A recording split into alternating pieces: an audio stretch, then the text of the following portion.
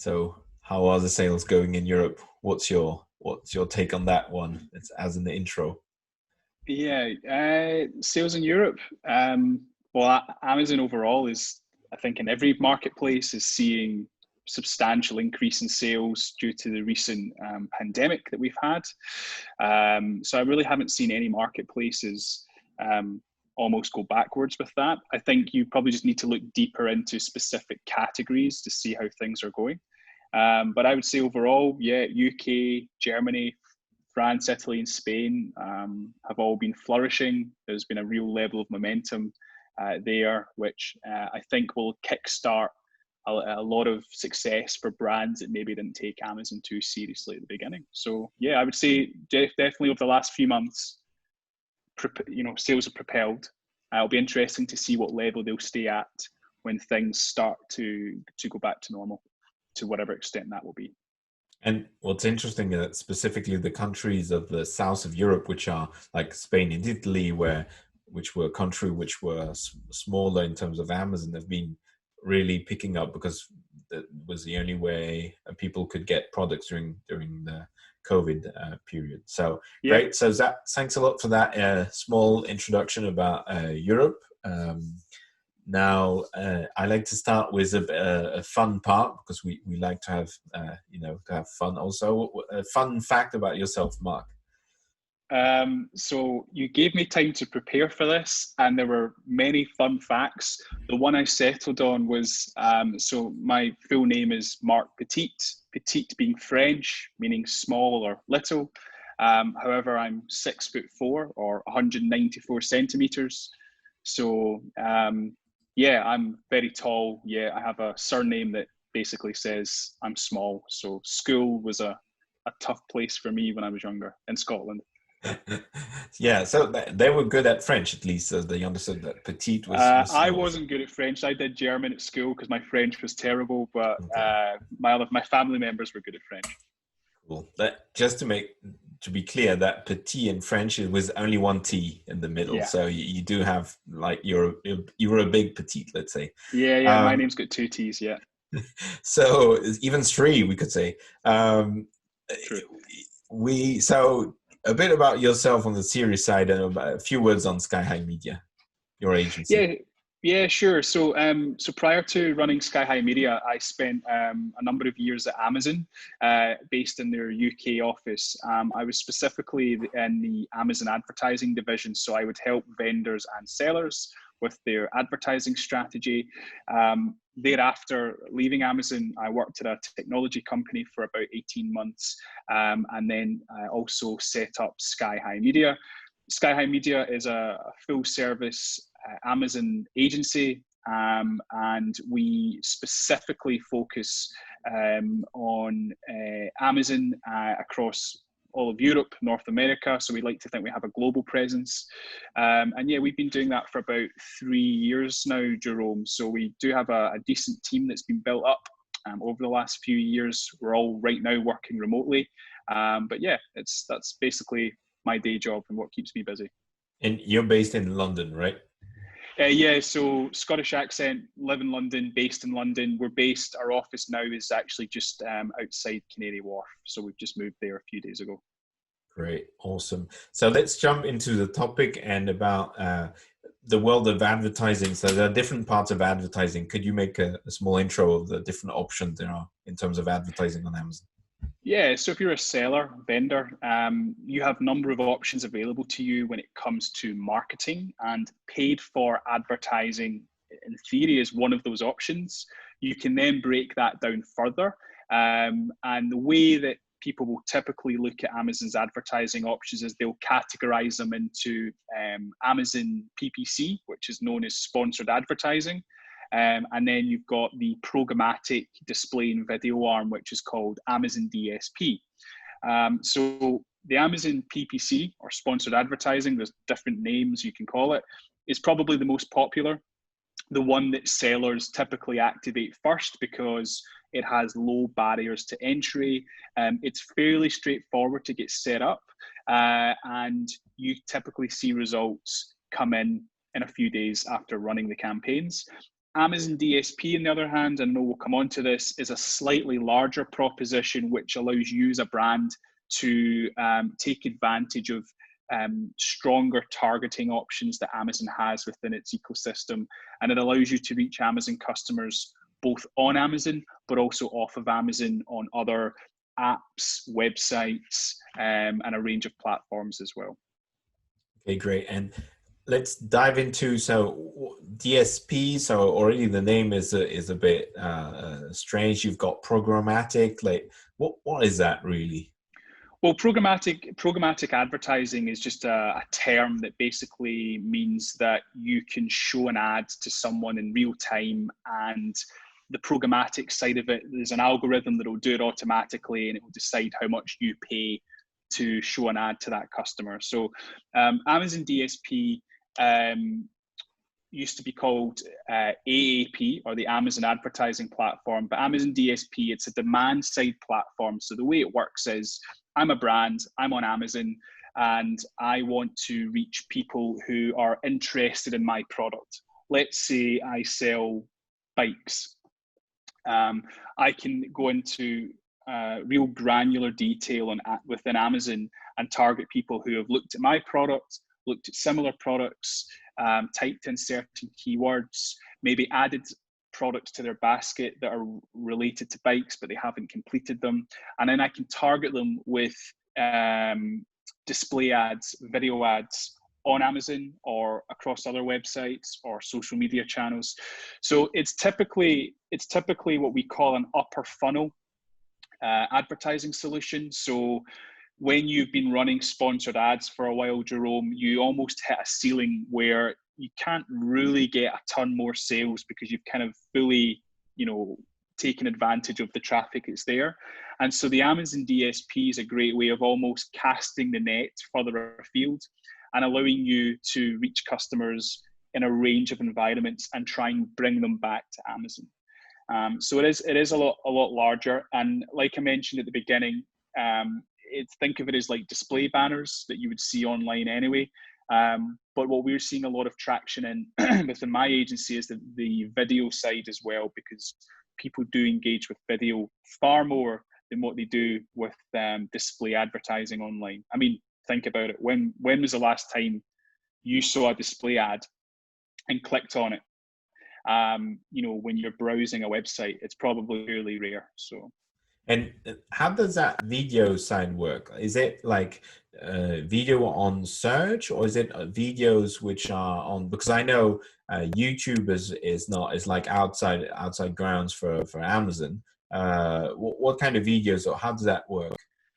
Well, there are a number of video solutions available at Amazon. So if we refer to the YouTube advertising as what we call pre-roll advertising, is typically before you watch a video on YouTube, you'll be served with a 5, 10, 15-second ad. So the Amazon DSP video typically doesn't appear in search. It would be more showing a video on another website, but it's using Amazon targeting to show that video. Yeah, it's really the brands will, if you have video assets, short form content up to say 30 seconds, those type of assets do perform a lot better. And you're mixing that in with banner advertising, then you've all of a sudden got quite a strong mix. But I think coming back to the purpose of the DSP, it is a far more complicated solution, but it does allow you to grow your brand's awareness and actually really drive new to brand customers as well, because the level of targeting that you get in the sponsored advertising is limited. It's primarily keyword orientated. So someone typing in bike, great, you like to think they're in market, but that person actually may have already purchased a bike. They might be typing it in again to just do some further research or read some reviews. Whereas Amazon DSP, its data set, its data and targeting options are built together by Amazon monitoring everything you as a customer is doing. So it's looking at hundreds, thousands of data points and saying, right, what has Mark looked at? What has he added to his basket in the past? What has he clicked on? And it starts to profile you. So it starts to put you as an individual into different buckets and categories. And then basically that data is then sold on the Amazon DSP, and brands can then target customers who are vegans or interested in sports and fitness, and you can really get granular with it. So that's kind of a dumbed down overview of how Amazon DSP works. And for me, it's also like a big difference, like with Facebook or with YouTube, oh, sorry, with Google Ads, because Yeah. they have a lot of data, general data on customers, but Amazon is the only one with so much insights on what people are actually buying, right? So that makes it a Yeah, I very mean, efficient tool. yeah, Google and Facebook data has its place and it's very valuable. And most of the clients we work with that are running DSP are also running Google or Facebook data and campaigns. And actually, the three of them kind of interlink really well. I mean, there was an old saying that we used to have at Amazon where, Google knows what you've searched for, Facebook knows what you've liked, but Amazon knows what you've purchased. And it's purchase data that's what everyone wants, because purchase data tells you so much more about a customer. And you can use it to model out predictions and other buying habits that people might have. But the days now of basically think of how many people start with a product search on Amazon. So Amazon knows what you search for now, as does Google. Amazon knows what you like because it can tell what you're adding to your basket, what you're adding to your wish lists. And Amazon knows what you purchase. So Amazon data can be dressed up to be more valuable than some of its competitors within the advertising space. I don't really view it like that. I probably would say that Facebook and Google play a different role and actually engage with the customer in different frames of mind. You know, when you're on Amazon, or if Amazon's trying to target you, it's probably going to try and target you when it thinks you're most likely to be receptive to buying a product. Whereas if I'm on Facebook, and I'm only talking about being in the Facebook network, the content's probably going to be a little bit different. It's probably going to be more content orientated. Think of Instagram and think of the lifestyle imageries and videos that you see on there. So I do think that each channel does play a part in the buying process. And what Amazon's trying to do, Jerome, is actually create solutions that are further up the funnel so that you can reach customers when maybe they're not in a buying frame of mind. Maybe they are actually just browsing and relaxing, and it wants to be able to extend its reach into that customer's head. Okay, so the DSP is really if you want to go to reach out for new customers, and Amazon's got a wealth of data about people, about what they like to buy, what their purchase journeys, and so on. So this is very clear. And now for brands who may be listening to us and say, okay, when is the right time for them, or when should they use DSP, and maybe when should they not use DSP solutions from Amazon? Yeah, so DSP would typically be set up with different goals in mind. So it's good for new customers, but it's also good for maybe retargeting existing customers. So, for example, if I'm a brand owner and I have complementary products that go along with my hero product, I might want to retarget existing customers, and DSP allows you to do that. That's a really important part of the strategy. Or if you have a product and you're maybe phasing it out and you're launching a new one, you want to retarget your existing customers and say, hey, customer, come and buy my new product. In terms of the timing, when's the right time to use DSP? It really depends on what stage of the life cycle your products are at with Amazon. So if we break those life cycles into kind of 4 areas: launch, growth, profitability, and liquidate. So launch is when you launch a new product. Growth is when you've got out of launch and you're seeing propelled sales. Profitability is when you've kind of grown to the peak and now you want to make every advertising dollar or pound or euro work even harder. And liquidate being basically when your product's going to be phased out and you just want to shift the remaining stock. We would typically see that most DSP campaigns take place when a brand is at the growth stage of the life cycle, which could be a couple of years in of selling a product. Because DSP is a very effective tool at driving significant traffic to your brand pages, you typically would then use it within the growth stage. At launch stage, you'll find that brands are still fairly sensitive to their margins. Their margins might not be as strong as what they are when they enter growth stage, just because of economies of scale. And so adding an additional layer of advertising like DSP might not make sense. It will partly come down to your advertising budget. DSP typically does have a higher request in terms of spend. But I think, yeah, when you're at a stage of, well, I really want to grow the brand, and maybe you're struggling with brand awareness. Brand awareness isn't really something you're going to tick off with sponsored advertising, but a solution like Amazon DSP will definitely help with brand awareness. So I would say that you want to be at a certain stage of the life cycle. You probably want to have a certain budget in mind of a few £1,000s a month to support DSP over a minimum of 8 to 12 weeks. And then you'll very clearly, because Amazon shares all of the advertising metrics, you'll start to see quite clearly which ad formats, which creatives are working best, because you can obviously do a lot of A/B testing. So you can show a customer one creative, show another group another creative, and measure which ones are having the best conversion rate, best click-through rate, whatever the metrics are that you're advertising. So yeah, I would say those are important factors. And again, budget always plays a big part in these things of kind of when's the right time to do it. Okay. And I remember from using DSP for some of our customers that it would also depend on what's their target. Like if it was building brand awareness or generating more sales.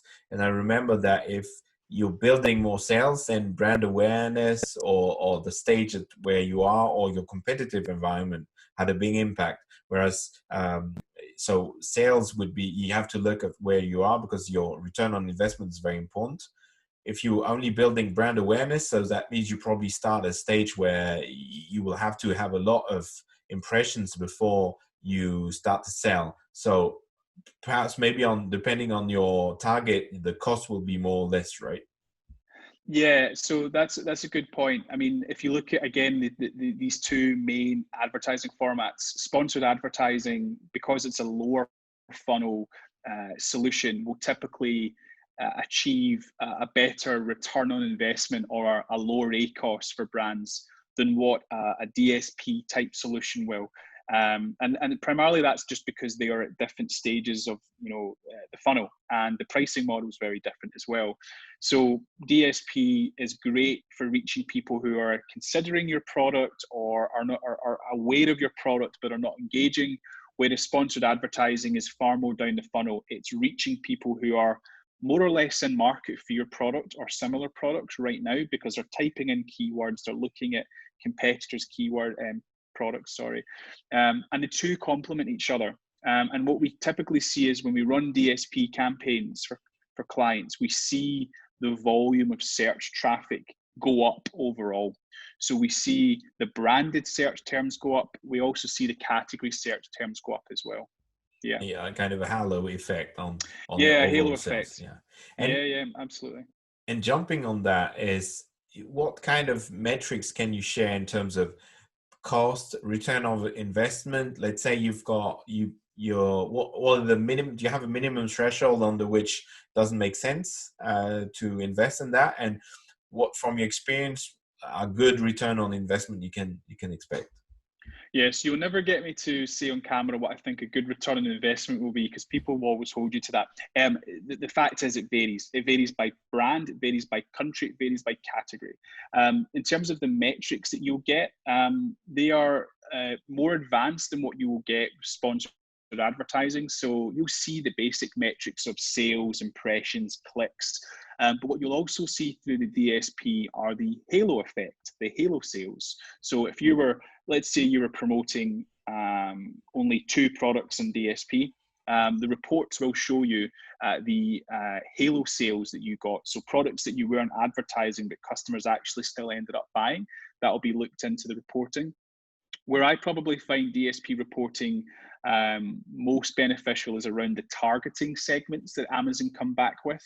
So the reporting will say to you, like, you may not know this, but golfers are a target segment that are converting really highly for your product. And so those data points can actually allow you to go to other channels like Facebook and Instagram and actually say, okay, we know from Amazon there's an overlap of golfers or whoever or sporting enthusiasts that actually engage with our product. And so we need to roll something out to them and start marketing and start a communication channel with them as well. In terms of your second part around, I think you were kind of asking the budget you would maybe need to do the something like budget this. and maybe ranges of return on investment in like based on a study case, like from where it's like ACOS, you could give ranges. Maybe in that also you Yeah, could just give a taste of what it could look like. yeah, sure. So I'll start with investment. You can run Amazon DSP through two areas. You can do it through Amazon directly, which sounds great because you're like, oh, great, I've got a direct relationship with Amazon. The reality, in my opinion, having worked there, is that it's probably not the best method to do it for a couple of reasons. One, they will have minimum spends. So it's typically 10,000 euros or pounds a month in the US and in the UK and Europe. In the US, it's around $35,000 a month. The other reason is that Amazon is fairly overstretched. So your account manager, whose job is to optimize your campaigns, is probably optimizing another 15 campaigns on top of yours. So the share of voice and time that you get is limited.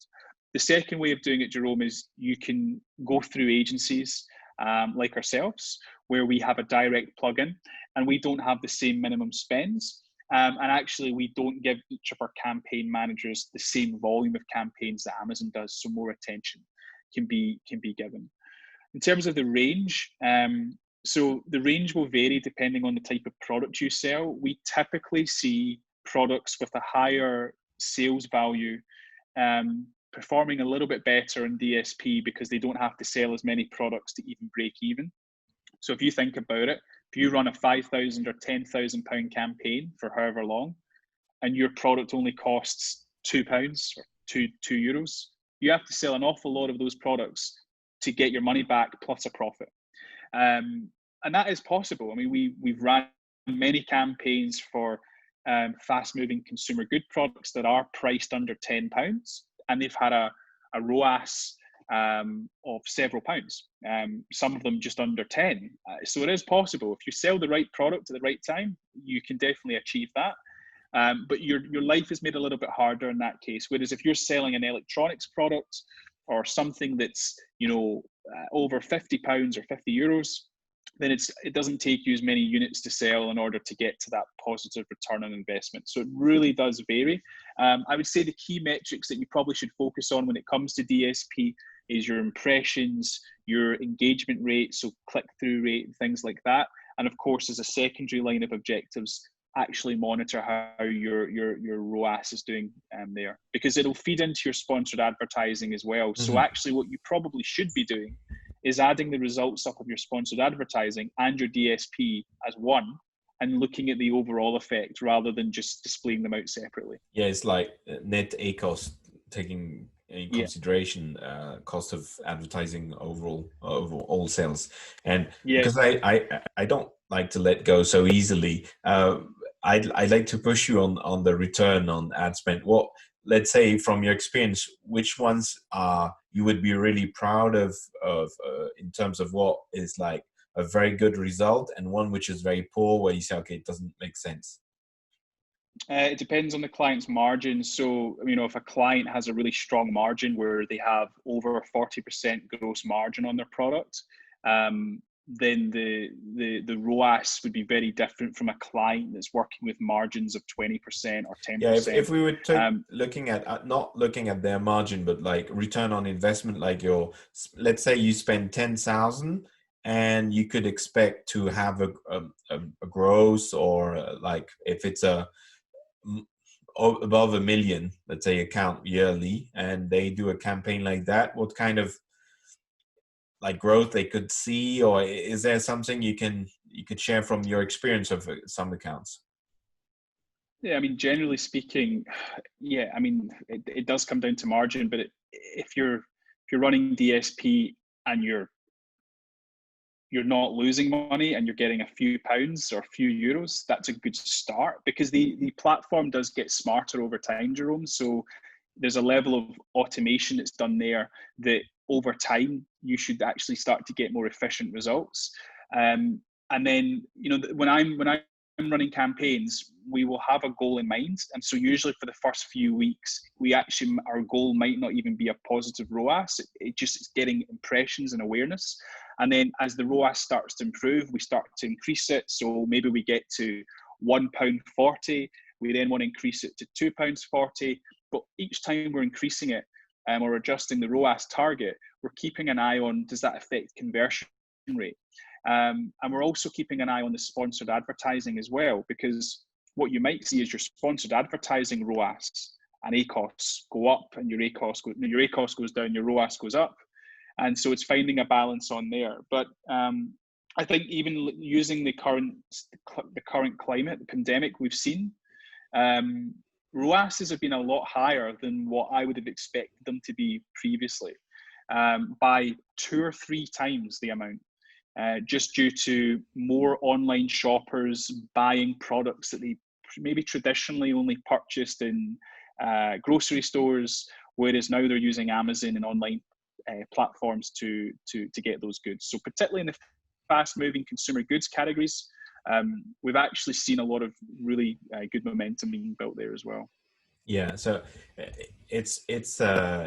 it can deliver good results, but like as many things with Amazon, it's like an environment you need to take into consideration in terms of what's your target for, like what's the brand target, the overall effect, where you're at in terms of sales or your brand awareness, and probably what the competitors are doing. I remember doing it, for some brands, and like they were retargeting their old customer, like people had viewed their products, but they didn't have had enough people view their product to do a good retargeting. So it's probably a case by case kind of scenario. And like anything that you're doing, you should start off small and scale it up. And so usually, actually, you mentioned a really good point. Usually a good way of starting on Amazon DSP is setting up just a retargeting campaign. So if you have had enough visits and purchases to your product, then setting up a dedicated retargeting campaign is usually a good place to start. And we see that naturally retargeting campaigns do get a better ROAS than you're already low campaigns. In the funnel, right? You're already low in the funnel, and you're targeting people that have shown interest. Whereas if you're targeting people who are further up the funnel, your conversion is a little bit lower. So it's, with clients who we have faith in and we know that DSP is the right thing for them to do, we definitely put more focus on the retargeting. And so let's say we split the budget, 70% into retargeting, with the other 30% going towards awareness and consideration.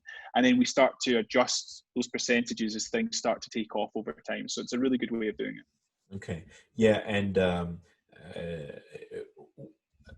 often the Amazon teams say, okay, you should do long-term things, like you should invest in time and not do spot. And I think they say that it's true, very true for sponsored ads, for search ads, but I think it's also true for display ads, where what spot is not always very successful. You can see success in the long run, right? Yeah, I mean, to be honest with you, every advertising platform, whether it be Amazon, Facebook, Google, it will perform better if it's running for a longer period of time. The reality is, though, that most brands don't have unlimited budget that allows them to run massive campaigns for 12 months. That doesn't mean you can't have a presence for 12 months. It's about how you use your budget. So for brands that are large and do have sufficient budget, then they'll typically have a presence all year round, Jerome. For brands that maybe don't have the same expenditure, then what we'll probably look to do is use the budget in the key seasonal trading times for their business. So whatever that might be. And you'll probably want to run a campaign no shorter than 8 weeks, I would say. Anything under 8 weeks, it's going to be difficult to get a ton of data. It's going to be difficult to really optimize towards the best performing metrics. So we would always say like a minimum of 8 weeks. but that's the advantage of working with a self-service agency, is that we can control the spend up and down, whereas Amazon are going to be pretty strict on that. They're going to say, nah, it's Oh 10 yeah. grand a month and that's it. And would you have a recommendation of what is a right kind of investment? Like if we would say, okay, I'm a multi-million brand on Amazon, medium size, and I'd like, I'm growing, but I would really like to boost my growth. It's like, what kind of budget would you have in mind? Should they have in mind? Is it something you can plan like that? Say, okay, we should have something running all year long, and at some periods like Prime Day, perhaps in September, then Black Friday, and so on. Is it something you can plan like that? Yeah, I mean, I would look at it from this way. I'd work out what your total sales are for the year, and try and put anywhere between 10 to 20 odd % back into advertising. Including search, including Yeah, sponsored including ads. search. Yeah, absolutely. So that's taking everything that Amazon can do. So putting about 10 to 20%, depending on the size of your business, but it also depends on how aggressive your market is. If you operate in a very aggressive market, you're most likely going to have to advertise more, because that's what propels your sales. So I would think about doing it like that, and then. I don't know. I'm a little bit controversial, because I don't think advertising in Prime Day is the right thing to do. Yeah, It's the no, most expensive time of the year. I do believe in having a presence around Prime, but I don't believe in upping your spend or your bids by X amount because Amazon says so. It's when Amazon makes most of its money, and Amazon will make you think that if you're not upping your spend, that you're missing out. You won't. There's a ton of natural organic traffic that comes to Amazon. You'll benefit from that anyway. But do you really want to compete in a marketplace where for those week or two, the results are the spend is through the roof? So my opinion is that look at your calendar as a brand. When's busy for you? Take into consideration Amazon, things like Black Friday, Easter, Prime Day. Those are all important, and you should have a presence in them. But I wouldn't. There's too many times where we've seen brands spend a lot of money in those months, and actually the results have been fairly poor compared to just normal months, previous months. And so is there a minimum, like you would say 10 to 15, 10 to 20%? Is there like a minimum under which it's too small? And like, would you say like below $1 million a year in terms of sales? So therefore, minimum No, 100,000 Yeah, we've worked with brands way less than that. I mean, when it comes to DSP, we've even and probably it's very basic, worked with brands that have had a DSP budget for initial launch of between 5 to 7.5 grand, and we've maybe launched that for around 8 weeks, 8 to 10 weeks, and that's a fairly small spend, but it allows them to see what's happening. And then of course they've taken the results, and then they've decided whether to increase that over time or go back to the drawing board. So a good strategy would be to say, okay, I spend 5 to 10 grand over 8 weeks, more or less 8-10 weeks. I see how that goes, and then if it's generating overall results also from my organic sales and from the rest of my sales, I go on investing, or I don't, or I decide to stop. Is that what you would recommend to do? It could be, and because Amazon DSP is such a specialized service, and we won't go into huge detail in terms of what's involved in that, but we would typically do a lot of research beforehand to work out what is your objectives. A lot of the time clients are not quite sure what to expect from DSP, but they just have a feeling they need to do it. So it's the consultant, the agency's job to take a few steps backwards and try and work out that specific strategy. So we would do an awful lot of work of what's your current monthly sales rate? What are you making on Amazon? What time of year is it? How are your sponsored advertising ads doing? And then work out, right, based on all of those metrics and all of those data points, we actually think you should spend X amount on DSP and run it for this period of time. in order to get value. So it's really, for us, we're not an agency of just chucking out numbers and saying, well, $5,000 is what you should go with, or $7,500. That is very much an average, and that was an example of probably the lowest budgets that we've worked with. But you can technically work with less, but it's having that expectation of, well, if you're doing £1,000, what are you going to, you're better putting that into search. You're not really going to get anything back from DSP, but everything has to be calculated, and really the consultant or the agency has to understand your margins and what's at stake, and that will then allow them to come back with an accurate media plan as well. Okay, that, I think, lots of insight here. So I think now is we can move into Q&A. So if anybody's got questions, you can drop it in the Q&A section or in the chat section, and we'll be happy to go over it and answer it with Mark. I have one question is about how do you think it's very important to have a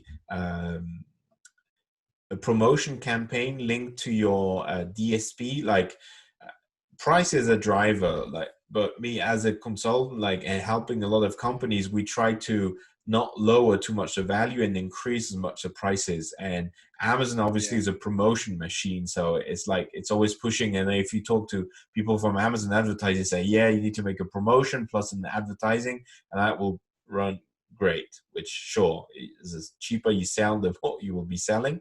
Is it true that on DSP that will really have a big effect, and you would recommend to do that, or you think maybe not? So, like, yeah, I mean, having a promotion is always going to incentivize a customer to convert. And then if you're taking that promotion, Jerome, and you're showing it on a video or in a display banner across the web, then you would expect that to have a better conversion rate. It's not always the case, though. When you're running DSP, one of the things that you can do is you can decide what style of ads you want to run. And Amazon has something called dynamic e-commerce ads, DEA ads. And basically what you do is you take your SKU, you take your ASIN, you plug it into the DSP, and Amazon automatically creates different styles of your ad. Now, dynamic e-commerce ads, the purpose of them is really to give the customer options of what style they see. So, for example, one of the banners might be a customer review of that product.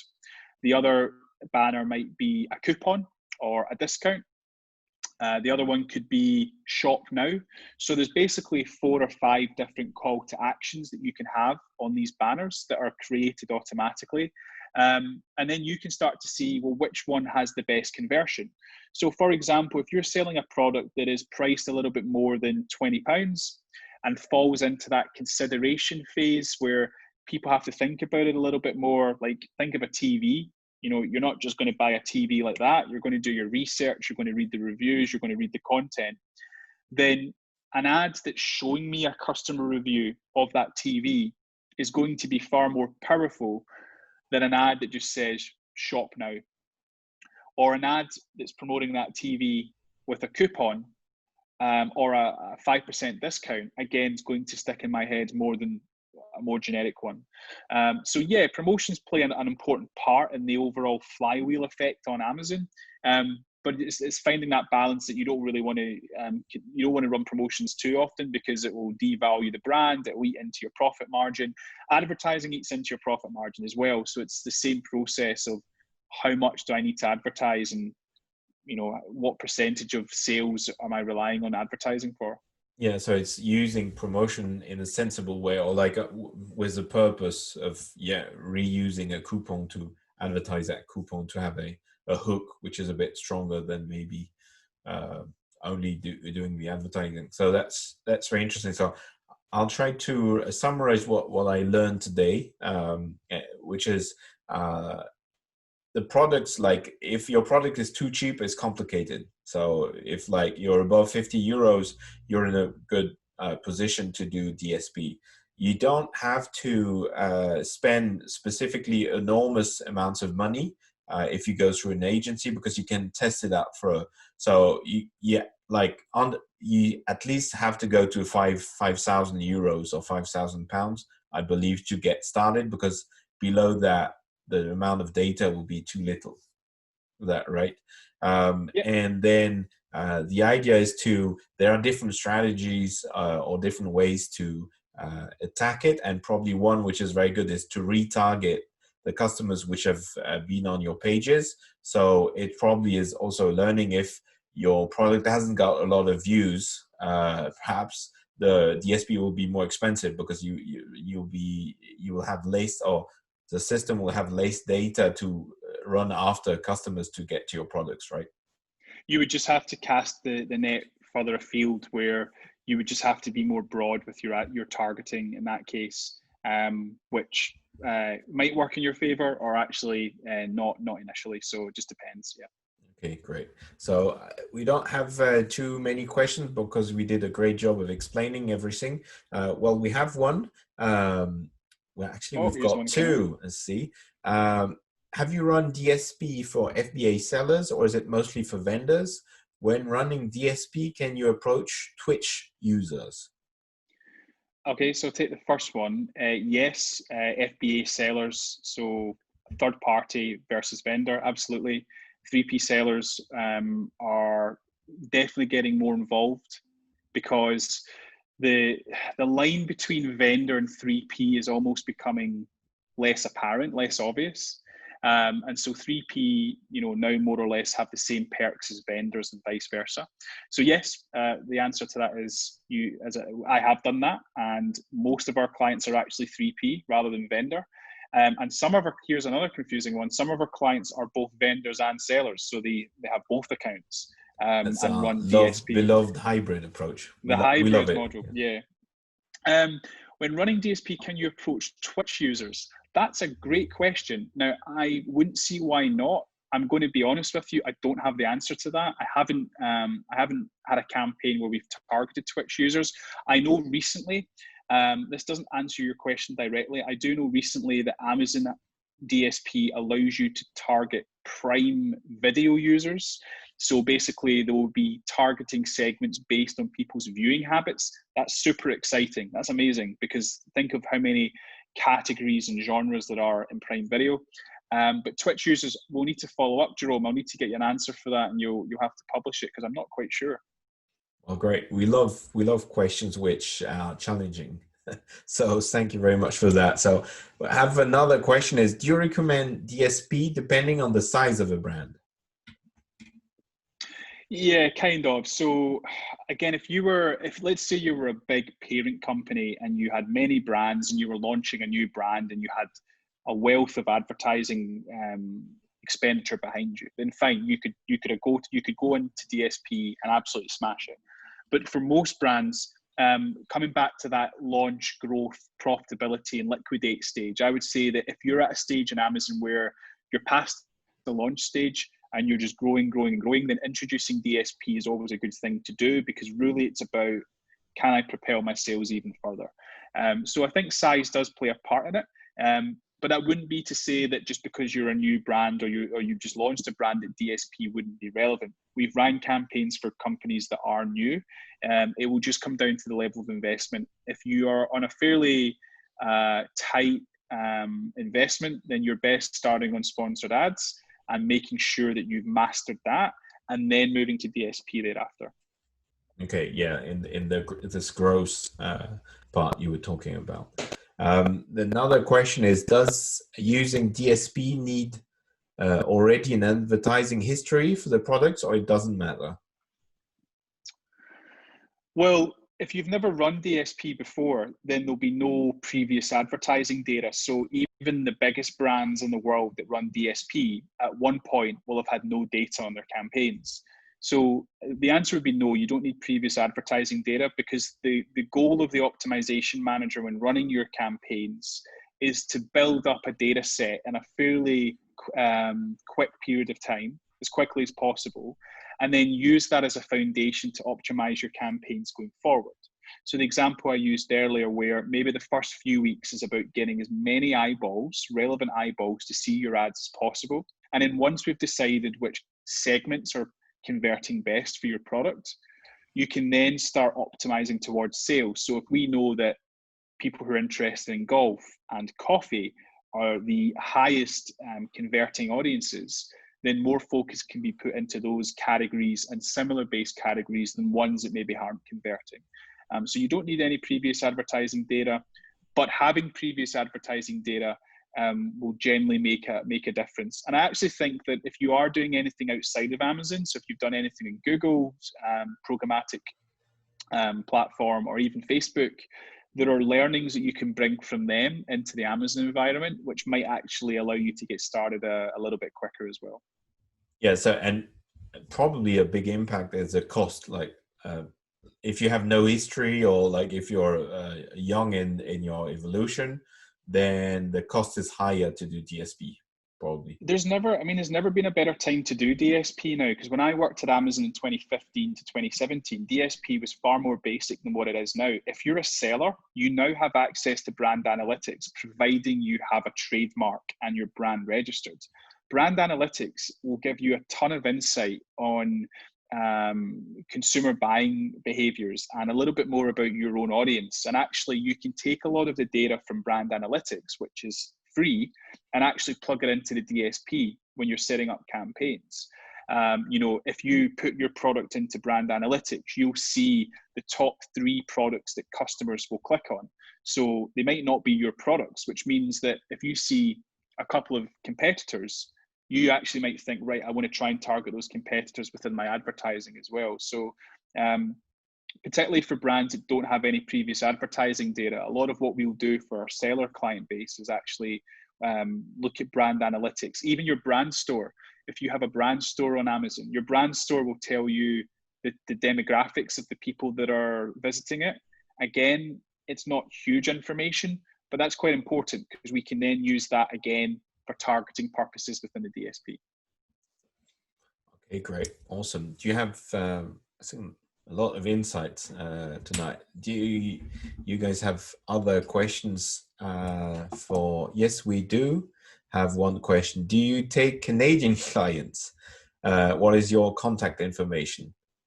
So Jerome, you can handle the contact information if you contact e-commerce. Is that the easiest way to do it? Yeah, or we can also share. I'll share your.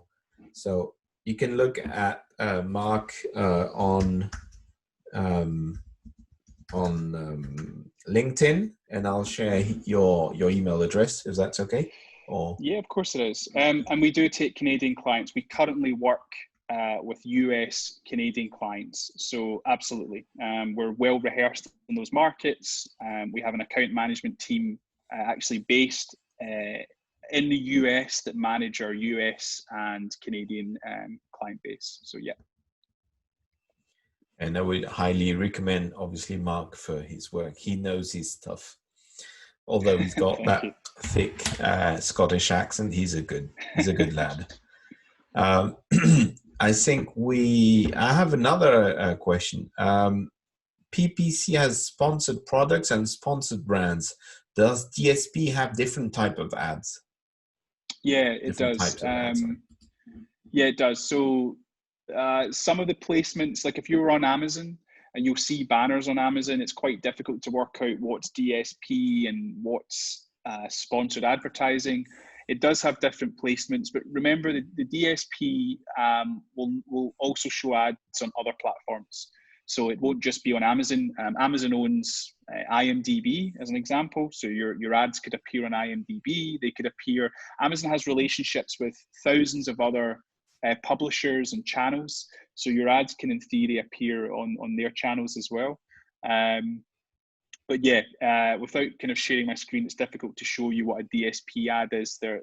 But yeah, there are different placements. And would they be, because like on sponsored brands, you can send the advertising to your brand store, which is very efficient, or the sponsored products sends it directly normally to products. Do you have that also with DSP? Like you can decide if it sends it to even your own website?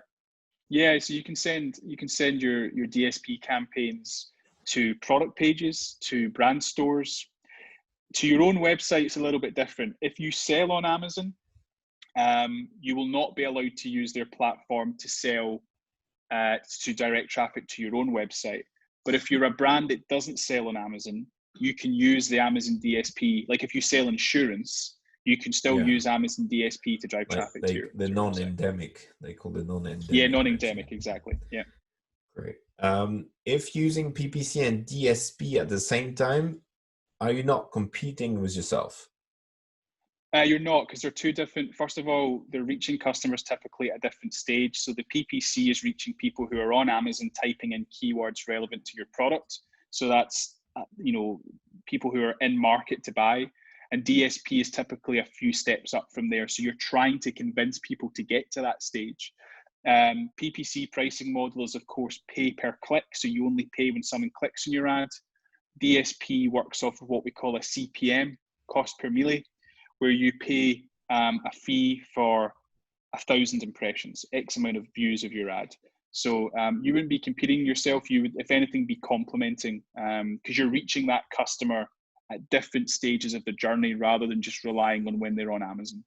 Yeah, because typically someone who would be like a PPC ad would appear if someone's typed in a keyword which you're bidding on, and probably that a DSP ad would have run before that, so that it would trigger you the need to look for that keyword, or at another time, but not when you're looking for that keyword. Well, use the example of if I view your product and I don't buy it and I log off of Amazon, and let's say I'm sitting on the sofa and later on I'm browsing the web on my phone, DSP in theory allows you as a brand to retarget me and say, hey, you were looking at our product, have a look at it again, come back and view it. So unless I log back into Amazon, it's very difficult to reach that customer, and that's what DSP helps do. If you're not running DSP in that sense as a kind of retargeting option, you're then relying on me coming back to Amazon and finding your product. And I might not go with your product. I might end up going with a competitor's product. So advertising simply plays a role of trying to increase the chances of me buying your product over someone else's. So that's the importance. So that's how the two kind of work hand in hand together. Great. Thanks a lot. And I think does anybody else got a question? Otherwise, we're 4 minutes before the hour, so we're right on time. Any last minute questions? Here's one that's come through. Yeah. Is it possible to track each conversion? It's possible to, to an extent. So I'm not quite sure what that means, but I'll try and answer what I think it means. So there is a program called Amazon Attribution, which allows you in the US right now and or Canada, I need to double check, where you can see if Facebook, Google, your email campaigns, how they all help drive sales to Amazon. So basically it's trying to tie that loop together of how your other platforms drive sales on Amazon. But when you say each conversion, I mean, you'll see how many orders you've sold through advertising, you'll see how many sales you've had. And it will tell you, which ones are from DSP, which ones are from the PPC as well. So you'll be able to differentiate. It doesn't double count them, it dedupes them, so that, the attribution goes to one channel or the other, so that you're not having the same customer appear in reporting for both platforms. I have a technical, and anybody has got a last question will be the time, because we'll be wrapping up. And it's a technical one. Is often when you talk about DSP, Amazon will say, okay, we can put a pixel on your website and gather who, or you can know who is going to your website, and then they can either include it or exclude them from your campaigns. And I've always had a hard time with the brands we're working with say, okay, you should let Amazon know who is going on your website and give them that kind of audience. What do you think? Do you think it's a good idea to do that because it will improve it, or do you think it's risky to share that kind of information with Amazon? I don't think it's risky, because as a brand, you're not going to have a richer data set than Amazon.